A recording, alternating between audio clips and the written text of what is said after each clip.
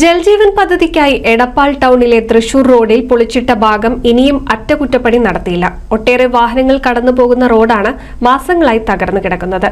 പൊടിശല്യം മൂലം ദുരിതമനുഭവിക്കുന്ന വ്യാപാരികൾ ജൽജീവൻ പദ്ധതിക്കായി എടപ്പാൾ ടൗണിലെ തൃശൂർ റോഡിൽ പൊളിച്ചിട്ട ഭാഗം ഇനിയും അറ്റകുറ്റപ്പണി നടത്തിയില്ല. ഒട്ടേറെ വാഹനങ്ങൾ കടന്നുപോകുന്ന റോഡാണ് മാസങ്ങളായി തകർന്നു കിടക്കുന്നത്. പൊടിശല്യം മൂലം ദുരിതമനുഭവിക്കുന്ന വ്യാപാരികൾ സമരവുമായി രംഗത്തിറങ്ങാനുള്ള നീക്കത്തിലാണ്.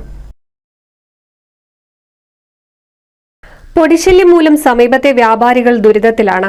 രാത്രി സമയങ്ങളിൽ ഇരുചക്ര വാഹനങ്ങൾ ഉൾപ്പെടെ ഇവിടെ അപകടത്തിൽപ്പെടുന്നതും പതിവാണ്. വ്യാപാര സംഘടനകളുടെ നേതൃത്വത്തിൽ ഒട്ടേറെ തവണ ജല അതോറിറ്റി അധികൃതരെ വിവരം അറിയിച്ചെങ്കിലും നടപടിയുണ്ടായിട്ടില്ല. നേരത്തെ കുറ്റിപ്പുറം റോഡിലും എടപ്പാൾ ടൗണിലും സമാനമായ സ്ഥിതിയായിരുന്നു. ഒട്ടേറെ സമരങ്ങൾക്ക് ശേഷമാണ് ഈ ഭാഗം ടാർ ചെയ്ത് ഗതാഗത യോഗ്യമാക്കിയത്. ഇതേ രീതിയിൽ സമരവുമായി രംഗത്തിറങ്ങാനുള്ള ഒരുക്കത്തിലാണ് തൃശൂർ റോഡിലെ വ്യാപാരികളും. NCV news Edappal.